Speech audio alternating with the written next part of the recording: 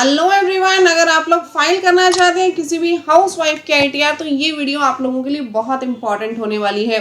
Housewife के ITR को file करने के लिए सबसे पहले आपको उसके इनकम टैक्स पोर्टल पे लॉगिन कर लेना है। पोर्टल पे लॉगिन करने के बाद आपको सबसे पहले दो काम करने हैं। एक तो उसका 26AS चेक कर लेना है और दूसरा उसका AIS TIS चेक कर लेना है। मैं हर वीडियो में बोलती हूँ आईटीआर की कि आपको अपना 26AS जो कि इनकम टैक्स रिटर्न में जाएंगे, देन व्यू फॉर्म 26AS यहाँ से ज़रूर चेक करेंगे और AIS फॉर्म आपको यहाँ पे मिल जाएगा। यहाँ से आप लोग ज़रूर चेक कर लेंगे कि आपका इंटरेस्ट कितना आया है, डिविडेंड कितना आया है या अदर ट्रांजेक्शन्स आपकी कितनी है, वो ज़रूर चेक कर लीजिएगा। आफ्टर दैट आपको क्या करना है, ई फाइल पे जाना है, इनकम टैक्स रिटर्न पे जाना है और फाइल इनकम टैक्स रिटर्न पे क्लिक कर देना है। ये क्लिक करने के बाद ये वाला पेज आपके पास आ जाएगा। इस पेज पे आपको करंट असेसमेंट ईयर सेलेक्ट करना है जो कि आप लोगों के लिए है 26-27। देन आप लोगों को यहाँ पे ऑनलाइन फाइलिंग मोड सेलेक्ट करना है और कंटिन्यू के बटन पे क्लिक कर देना है। फ्रेश रिटर्न को फाइल करने के लिए आप यहाँ जाएंगे स्टार्ट न्यू फाइलिंग पे। यहाँ से आप लोगों को प्रोसीड के बटन पे क्लिक करना है।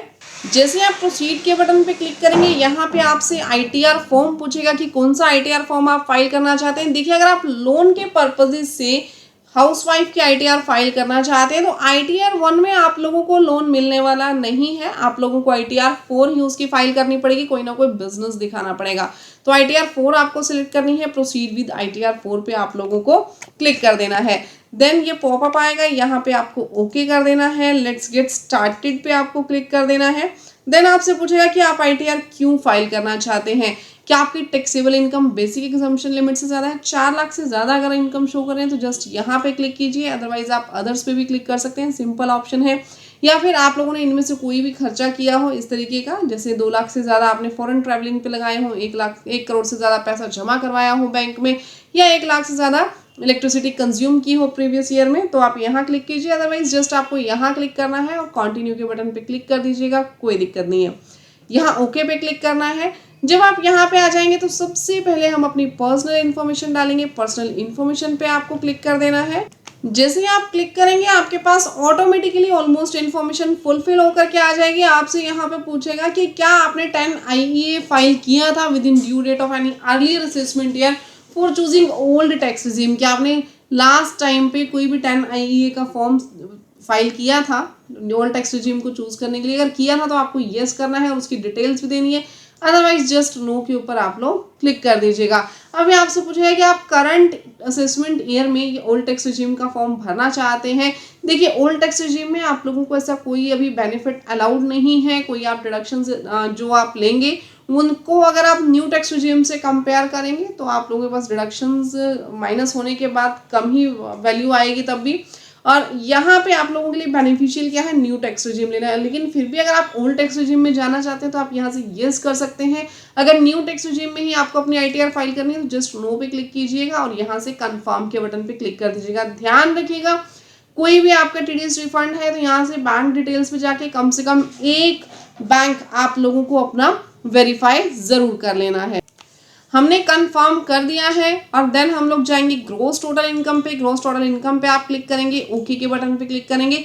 यहाँ पे आपको ऑप्शन मिल जाएगा हाउसवाइफ की आईटीआर दिखाने का। आप लोगों को सबसे पहले ये चूज करना है कि आप कौन सा बिजनेस दिखाना चाहते हैं। क्या आप किसी पार्लर का बिजनेस दिखाना चाहते हैं या होम ट्यूशंस का बिजनेस दिखाना चाहते हैं, कोचिंग सेंटर दिखाना चाहते हैं या कोई सिलाई कढ़ाई का, जो भी XYZ बिजनेस आप दिखाना चाहते हैं उसके बेस पे आप लोग आईटीआर फाइल कर सकते हैं। यहाँ पे आपको income from business and profession में एडिट का बटन दिखेगा, यहाँ आपको क्लिक करना है। यहाँ 44AD का आपको ऑप्शन मिल जाएगा, इधर आप लोग क्लिक करेंगे, शो डिटेल्स पे आप लोग जाएंगे। देन आपको यहाँ पे एडिट करके इधर एडिट कर देना है। एडिट करने के बाद आपको अपने बिजनेस का नाम देना है और बिजनेस कोड यहाँ पे बताना है। यहाँ जब आप देखेंगे ना आपको बहुत सारे बिजनेस कोड मिल जाएंगे। आप जिस बिजनेस कोड के अंदर भी बिजनेस करना चाहते हैं, जैसे टेक्सटाइल से रिलेटेड काम है, फुटवेयर से रिलेटेड काम है तो आप लोग यहाँ क्लिक कर देंगे। हाउस होल्ड अपीयरेंस से रिलेटेड, अगर अप्लायंसेस से रिलेटेड कोई काम है तो यहाँ क्लिक कर देंगे। अगर आप कुछ रिटेल सेल का दिखा रहे हैं तो आप लोगों को यहाँ और ऊपर आपका ऑप्शन नहीं मिल रहा है तो आप अदर्स पे भी क्लिक कर सकते हैं। अगर आप लोगों को कोई सर्विसेज दिखानी है, नॉर्मल सर्विसेज, प्रोफेशनल सर्विसेज नहीं, जैसे मैंने हेयर कट से रिलेटेड, पार्लर से रिलेटेड सर्विसेज बताई और टेलरिंग से रिलेटेड सर्विसेज बताई, तो आप यहाँ पे अदर सोर्सेज पे भी जा सकते हैं, वो भी ऑप्शंस आप लोगों को मिल जाएंगे। तो जो भी आपका ऑप्शन है आपको वो सिलेक्ट करना है, डिस्क्रिप्शन देना है अपने बिजनेस का। यहाँ पे कंप्लीट डिस्क्रिप्शन देके आपको यहाँ पे सेव कर देना है। देन आपको अपने बिजनेस में यहाँ पे टर्नओवर एंटर करनी है कि कितनी टर्नओवर थी आपके बिजनेस में। ध्यान रखिएगा अगर आप सर्विसेज की टर्नओवर यहाँ पे डाल रहे हैं तो 20 लाख से ऊपर की सर्विसेज आपको एंटर नहीं करनी है। 20 लाख से ऊपर क्योंकि आपको जीएसटी नंबर चाहिए होता है, और अगर आप बिजनेस की टर्नओवर दिखा रहे हैं तो 40 लाख से कम ही टर्नओवर रखेगा, अदरवाइज जीएसटी का नोटिस आप लोगों के पास आ सकता है कि आप लोगों ने अपनी टर्नओवर तो 40 लाख के ऊपर दिखाई है लेकिन जीएसटी नंबर आप लोगों ने अभी तक लिया ही नहीं है। यहाँ तक क्लियर हो गई मेरी बात? हाँ जी मैम, बिल्कुल क्लियर हो गई। फिर भी अगर देखिए बहुत सारे टेक्निकल पॉइंट्स भी बीच में होते हैं, मैं आपको वैसे तो कोशिश करूंगी हर एक पॉइंट इस वीडियो में बताने का, लेकिन फिर भी अगर आप लोग हमसे अपनी आईटीआर फाइल करवाना चाहें तो नीचे मैंने डिस्क्रिप्शन बॉक्स में नंबर दिया हुआ है, हमारी स्क्रीन पे भी आपको नंबर विजिबल हो रहा होगा, उस पर आप कॉल करके बिल्कुल जेन्युइन रेट्स पे हमसे आईटीआर फाइल करवा सकते हैं। नाउ अब हमें यहाँ पे अमाउंट अपनी एंटर करनी, कितनी हमारी सेल हुई है। आपको अपना अगर अकाउंट पे चेक से, डिमांड ड्राफ्ट से या फिर किसी अदर इलेक्ट्रॉनिक क्लियरिंग सिस्टम से जो पैसा रिसीव हुआ है वो आपको यहाँ डालना है। अपने बैंक अकाउंट को देखिए जो पैसा रिसीव हुआ है, उसके अलावा जो कैश में आप लोगों के पास रिसिप्ट आई वो आपको यहाँ एंटर करनी है। अब presumptive income taxation scheme under section 44AD क्या बोलता है कि अगर आप लोगों ने जो पैसा बैंक में लिया उसका 6% ऑफ द प्रॉफिट दिखाना जरूरी है, उससे ज्यादा भी आप दिखा सकते हैं but minimum you have to show 6% profit जो भी आपका बैंक के अंदर सेल आई है। और जो कैश में सेल आपकी आई है उसका कम से कम 8% प्रॉफिट दिखाना जरूरी होता है। 8% से ज्यादा आप चाहें तो दिखा सकते हैं। जैसे कि मैंने यहाँ पे लिखा कि हमारे पास बैंक अकाउंट से 15 lakh rupees as a sale हमने यहाँ पे कंसिडर किया और कैश में हमारा आया 24,60,000। अब आप बोलोगे कि मैम यहाँ पे 40 लाख से ज़्यादा तो नहीं गई, नहीं, आपको टोटल ऊपर दिख जाएगा 39,60,000 का आप लोगों के पास टोटल आया है। अब हम क्या करेंगे, जो बैंक में अमाउंट आई उसका हम यहाँ पे 6% कैलकुलेट कर लेंगे। अब आप यहाँ पे देखेंगे मैंने यहाँ पे 6% और 8% कैलकुलेट करके डाल दी। तो क्या मैम हमें इतना ही प्रॉफिट दिखाना होगा? नहीं, मैंने अभी आप लोगों को बताया आप इससे हायर दिखा सकते हैं लेकिन इससे मिनिमम नहीं दिखा सकते। तो अगर मैं इसको यहाँ पे 2,90,000 करना चाहूँ और इसको मैं 3,96,000 करना चाहूँ तो कर सकती हूँ। देयर इज नो 10 यानी इशू, यहाँ पे कोई इशू आप लोगों को नहीं आएगा। टोटल आपके पास यहाँ पे कितना प्रॉफिट हो जाएगा? 6,86,800 का प्रॉफिट हो जाएगा। आप इससे ज्यादा भी दिखाना चाहें दिखा सकते हैं, किसी तरीके की कोई इशू नहीं है यहाँ पे। देन यहाँ पे डालने के बाद आपको सेव के बटन पे क्लिक कर देना है। यहाँ 44ADA में आप गलती से भी मत दिखाइएगा। अगर आपकी कोई प्रोफेशनल इनकम है जैसे being a chartered accountant, doctor, architecture, अगर इस तरीके की आपकी कोई इनकम है तो आप 44ADA में यहाँ पे दिखा सकते हैं, बट आपको अदरवाइज यहाँ पे 44AD में ही अपनी इनकम शो करनी है। वहीं अगर मैं बात करूं 44AE की, तो 44AE के अंदर आप लोग ट्रांसपोर्टर की इनकम दिखा सकते हैं। अगर आप चाहें तो मुझे कमेंट सेक्शन में बताइएगा, मैं 44AD और 44AE से रिलेटेड वीडियो आप लोगों को अलग से प्रोवाइड कर दूंगी। ये डाटा डालने के बाद आपको यहाँ पे सेव के बटन पे क्लिक कर देना है। जैसे ही आप सेव के बटन पे क्लिक करेंगे देखिए ये डाटा आप लोगों के पास सेव हो गया। देन अगर कोई ऐसा पर्सन है जिसकी जेन्युइनली कोई सैलरी भी आ रही है तो यहाँ पे आपको एडिट करना है। यहाँ पे आप लोग अपनी सैलरी इनकम शो कर सकते हैं। हमने सैलरी का ऑप्शन ऑन नहीं किया था, वहाँ पे इनेबल नहीं किया था, इसलिए आपको सैलरी नहीं दिखा रहा है। मैं आप लोगों को बता भी देती हूँ आपको किस तरीके से एनेबल करना है सैलरी का ऑप्शन। यहाँ पे आप लोगों को आ जाना है अपनी पर्सनल इन्फॉर्मेशन में। यहाँ पे आपको नेचर ऑफ एम्प्लॉयमेंट एंटर कर देना है कि आप किसके एम्प्लॉयज़ हैं, सेंट्रल गवर्नमेंट, स्टेट गवर्नमेंट और या फिर PSU पेंशनर्स हैं, या अदर्स के ऊपर क्लिक कर दीजिएगा अगर आप प्राइवेट एम्प्लॉई हैं तो। हमने यहाँ पे क्लिक किया हुआ था नोट एप्लीकेबल पे, इसलिए आपको वहाँ पे सैलरी का ऑप्शन नहीं दिखा रहा था। तो अगर यहाँ पे आप सैलरी का ऑप्शन शो करना चाहें तो अदर्स के ऊपर जस्ट क्लिक कर दीजिएगा अगर आप सेंट्रल गवर्नमेंट, स्टेट गवर्नमेंट के एम्प्लॉइज़ नहीं हैं तो। देन आपको यहाँ पे कंफर्म के बटन पे क्लिक करना है। After that gross total income पे आप लोग जाएंगे। यहाँ से आपके पास एडिट का ऑप्शन देखिए अब आ गया और ये पोर्शन आपके पास एनेबल हो गया सैलरी का। यहाँ पे आप लोग अपनी सैलरी शो कर दीजिए, जितनी आप लोगों की सैलरी आ रही है वो हमने यहाँ पे शो कर दी।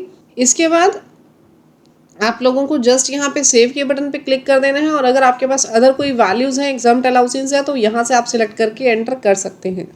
सेव करने के बाद आपको अगर कोई हाउस प्रॉपर्टी की इनकम शो करनी है तो आप अपनी हाउस प्रॉपर्टी की इनकम यहाँ शो कर सकते हैं। आप लोगों को यहाँ पे ऐड अनदर पे क्लिक कर देना है। यहाँ पे आपको अपनी हाउस प्रॉपर्टी का जो एड्रेस है वो एड्रेस मेंशन करना है। Owner of the house property आपको लिखना है कि आप खुद हैं या आपकी स्पाउस है, माइनर है या अदर्स हैं, वो आपको सिलेक्ट करना है।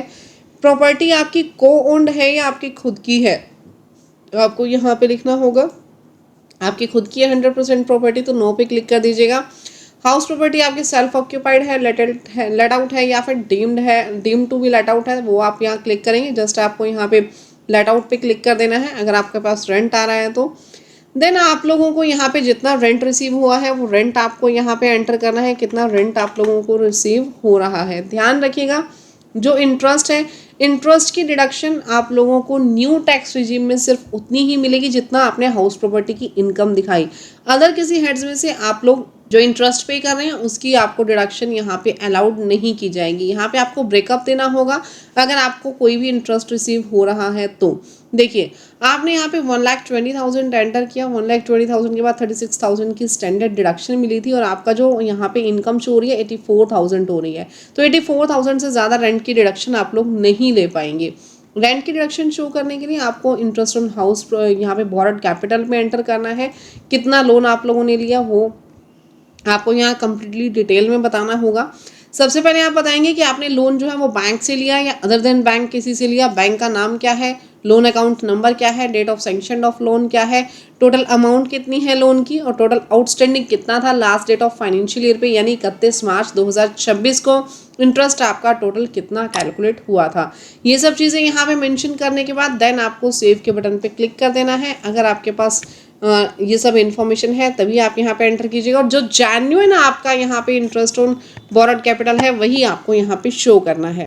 इसके बाद आपसे पूछेगा अदर सोर्सेज, अगर अदर सोर्सेज में आपकी कोई इनकम है तो आप यहाँ पे ऐड अनदर पे क्लिक करके इधर आप शो कर सकते हैं कि आपके सेविंग बैंक अकाउंट से कोई इंटरेस्ट आया है, पोस्ट ऑफिस कोऑपरेटिव सोसाइटी से आपका कोई इंटरेस्ट आया है और या फिर इनकम टैक्स रिफंड आपको कोई मिला है।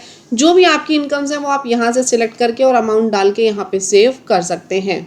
देन ये सभी इनकम्स डालने के बाद आपको कंफर्म के बटन पे क्लिक कर देना है। इसके बाद आपसे पूछेगा डिस्क्लोजर ऑफ एग्जाम्प्ट इनकम, यहाँ पे आपको क्लिक करना है। आप लोगों को यहाँ पे अपने फाइनेंशियल पर्टिकुलर्स डालने ज़रूरी हैं बिजनेस से रिलेटेड, इसको आप एडिट करेंगे। एडिट करने के बाद आपकी जो यहाँ पे कैपिटल है, कैपिटल आपको एंटर करनी है सिक्योर लोन। अगर आपने कंप्लीट बैलेंस शीट बनाई है तो वेल एंड गुड, ये कंप्लीट बैलेंस शीट की आप डिटेल दे दीजिएगा। लेकिन अगर आपके पास कंप्लीट डिटेल्स नहीं है तो ध्यान रखिएगा आपको अपने डेटर्स क्रेडिटर्स यहाँ पे डालने जरूरी है, डेटर्स डालने जरूरी है, इन्वेंट्री डालनी जरूरी है। जो बैंक के साथ आपका बैलेंस है 31 मार्च 2026 को वो आप डाल दीजिएगा, कैश इन हैंड आप डाल दीजिएगा। ये कुछ एक जो आपके पास कॉलम्स हैं ये आपको डालने ज़रूरी है, अदरवाइज जो बाकी चीज़ें हैं वो आप लोग ब्लैंक यहाँ पे छोड़ सकते हैं।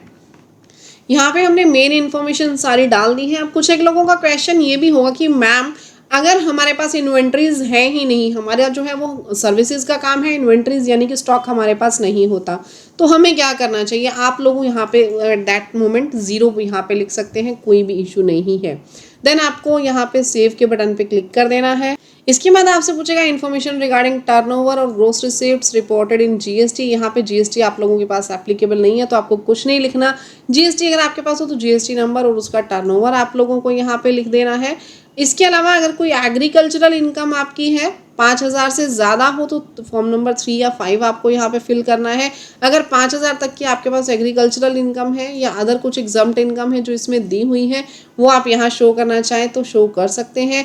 और यहाँ पे आपको यहाँ इनकी सब कैटेगरी भी सिलेक्ट करनी होगी, यानी अगर आप किसी पार्टनरशिप फर्म में पार्टनर है, मेंबरशिप शेयर आ रहा है आपका HF तो वो यहाँ पे दिखा सकते हैं और आपको सेव के बटन पे देन क्लिक कर देना है।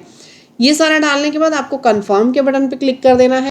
ये जैसे आप क्लिक करेंगे कंफर्म हो जाएगा। देन आपको LTCG अंडर सेक्शन 112A पे जाना है। अगर आपके पास लॉन्ग टर्म कैपिटल गेन हो रहा है 112A वाला तो आपको यहाँ पे टोटल सेल कंसिडरेशन लिखना है, कॉस्ट ऑफ एक्विजिशन लिखना है और जस्ट कंफर्म कर देना है। आपका यहाँ पे 112A वाला कैपिटल गेन जो है वो यहाँ पे शो हो जाएगा।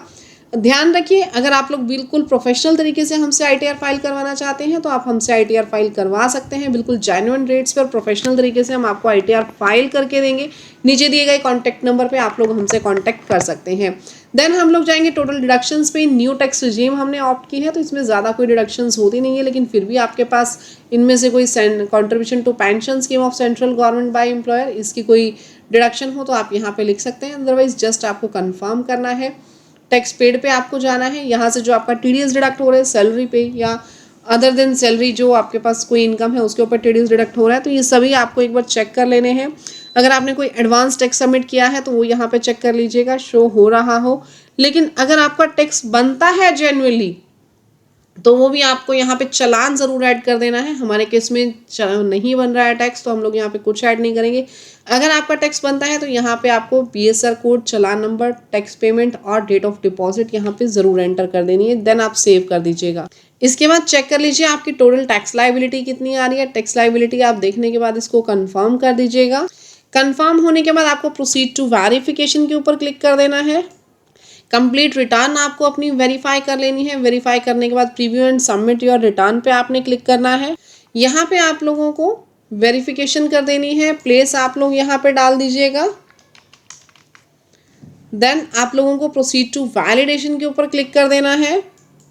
जैसे आप प्रोसीड टू वैलिडेशन पे क्लिक करेंगे अगर कोई एरर है तो वो आपको बता देगा। यहाँ पे एड्रेस आपको और सिलेक्ट करना था वो आपको बता रहा है, आप यहाँ पे आ जाइएगा।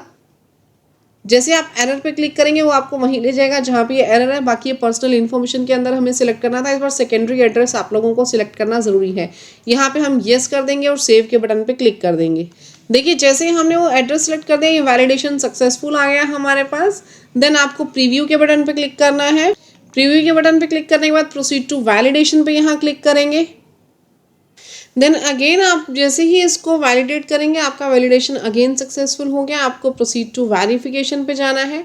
यहाँ पे आपके पास बहुत सारे ऑप्शन आ जाएंगे। आप अभी वेरीफाई कर सकते हैं अपने बैंक अकाउंट से, आधार ओटीपी से या डीमेट अकाउंट से ई वेरीफाई लेटर भी कर सकते हैं। आप लोगों को अपना आईटीआर वी फॉर्म जो है वो साइन करके और भेजना पड़ेगा डिपार्टमेंट को। यहाँ ई वेरीफाई नाउ पे जाइए, कंटिन्यू कीजिए। यहाँ पे आपके पास बहुत सारे ऑप्शन आ जाएंगे। आप चाहे तो आधार ओटीपी से, डीएससी से, नेट बैंकिंग के ईवीसी से या बैंक अकाउंट के ईवीसी से, किसी से भी चाहे आप अपनी जो आईटीआर है वो वेरीफाई कर सकते हैं। यहाँ क्लिक करके आपको कंटिन्यू पे क्लिक करना है, आधार ओटीपी एंटर करना है, आपका आईटीआर यहाँ पे सबमिट हो जाएगा। तो गाइज बहुत इजी प्रोसेस है, खुद से भी आप अपना आईटीआर फॉर्म फाइल कर सकते हैं। बट अगर आप हमसे फाइल करवाना चाहें तो आईटीआर और कॉम्पिटिशन के साथ हम बहुत अच्छे से आपको आपके आईटीआर फाइल करके दे देंगे। नीचे दिए गए कॉन्टैक्ट नंबर पे आप कॉन्टैक्ट कर सकते हैं। तो गाइज अगर वीडियो अच्छी लगी हो तो वीडियो को लाइक, चैनल को सब्सक्राइब ज़रूर कीजिएगा। मैंने कोशिश की आपको डिटेल में सारा स्टेप बाय स्टेप समझाने की, और इसलिए मेरी रिक्वेस्ट है जाने से पहले वीडियो को लाइक, चैनल को सब्सक्राइब ज़रूर कीजिएगा। मिलते हैं नेक्स्ट वीडियो में, तब तक के लिए thank you, bye bye, take care everyone.